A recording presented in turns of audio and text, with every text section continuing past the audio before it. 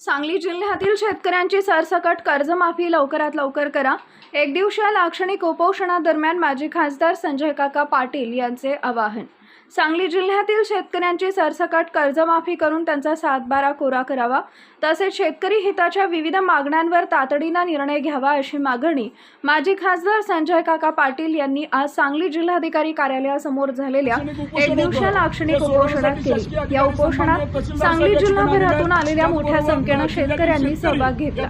शेतकऱ्याच्या थकीत कर्ज वसुलीस तत्काळ स्थगिती देण्यात यावी अशी आग्रही मागणी यावेळी करण्यात आली.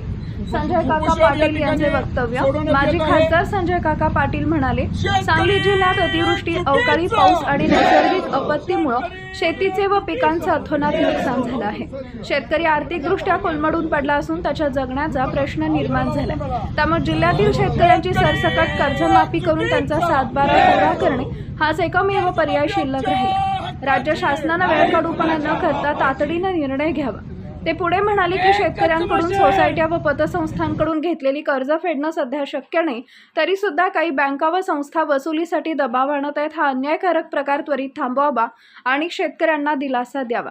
प्रमुख मागण्या: सांगली जिल्ह्यातील सर्व शेतकऱ्यांची सरसकट कर्जमाफी करून 7/12 कोरा करण्यात यावा. थकीत कर्ज वसुलीस तत्काळ स्थगिती द्यावी. कर्जमाफीबाबत निर्णय पुढे ढकलू नये. मार्च 2026 पूर्वीच कार्यवाही व्हावी. अतिवृष्टीमुळे शेतींचं संपूर्ण नुकसान झालेल्या शेतकऱ्यांना प्राथमिकतेने आर्थिक मदत किंवा कर्जमाफी देण्यात यावी. उपस्थित मान्यवर.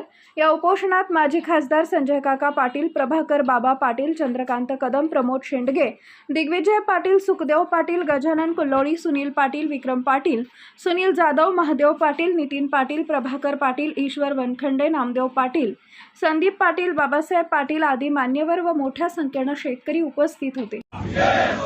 सरसकट 7/12 कोरा